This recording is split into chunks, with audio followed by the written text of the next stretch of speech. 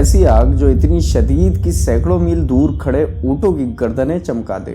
حدیث شریف کا مفہوم ہے، حضرت ابو ہریرہ رضی اللہ تعالیٰ عنہ سے مروی ہے، رسول اللہ صلی اللہ تعالیٰ علیہ وسلم نے ارشاد فرمایا، قیامت قائم نہ ہوگی یہاں تک کہ سرزمین حجاز سے ایک آگ نکلے گی جو بصرہ میں اونٹوں کی گردنیں روشن کر دے گی۔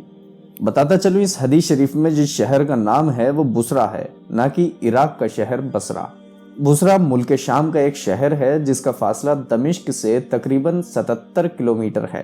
اس کے متعلق علماء کا اتفاق ہے، اس حدیث شریف میں جس آگ کا ذکر کیا گیا ہے وہ 4 جولائی 1256 AD یعنی 6 جمادی الثانی 654 ہجری میں شروع ہوئی۔ وہ دن جمعرات کا دن تھا اور تقریباً 53 دن تک لگی رہی، یعنی 27 اگست 1256 تک۔ پہلے کچھ معمولی جھٹکے تھے اور بار بار آ رہے تھے، لیکن آتے اور ایک دوسرے تک پہنچ نہیں پاتے تھے، یعنی پہلے ہی ختم ہو جاتے تھے۔ پھر منگل کے دن شدت اختیار کر لی، یہاں تک کہ ان کا کامل ظہور ہو گیا۔ پھر بدھ کی رات کو تہائی شب کے سخت جھٹکے لگے، ان جھٹکوں سے لوگ گھبرا گئے اور پھر اسی رات سے مسلسل جمعہ تک جاری رہے۔ ان جھٹکوں کی آواز بادل کی گرج سے بھی زیادہ سخت تھی اور زمین گھومتی تھی اور در و دیوار ہلتے تھے، یہاں تک کہ ایک دن میں 18 بار جھٹکے لگے۔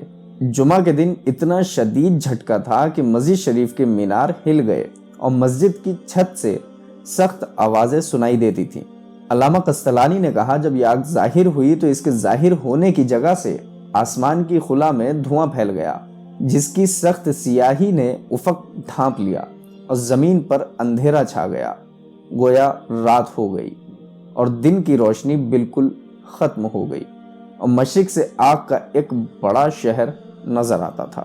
علامہ نووی کے مطابق اس کی روشنی مکہ معظمہ تک دیکھی جا سکتی تھی۔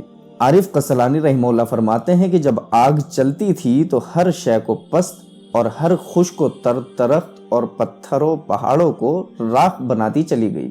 عارف قسطلانی رحمہ اللہ فرماتے ہیں کہ میں نے ایک معتبر آدمی سے سنا ہے کہ وادی میں ایک بڑا پتھر پڑا تھا جس کا آدھا حصہ تو حرم کے اندر تھا اور آدھا حصہ حرم کے باہر، تو آدھا باہر تو آگ میں خاکستر ہو گیا، مگر جو بچا ہوا حرم کے اندر تھا اس حصے تک جب آگ پہنچی تو بجھ گئی۔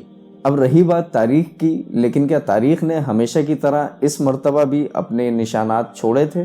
عرب میں ہررہت میں ایک پہاڑ ہے جس کا نام ہے جبل ملیسا، جو کہ ایک والکینک فیلڈ ہے۔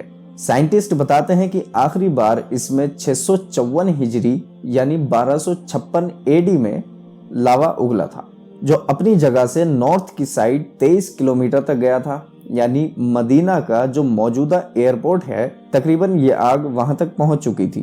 لہٰذا اس آگ کا پروف ہمیں احادیث as well as modern scientific research میں ملتا ہے۔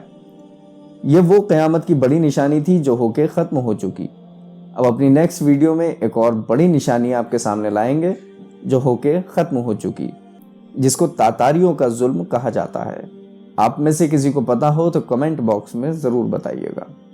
فی الحال آج کے لیے اتنا ہی، اب ملتے ہیں اپنی نیکسٹ ویڈیو میں، تب تک کے لیے سوچیں، سمجھیں اور اپنا خیال رکھیں۔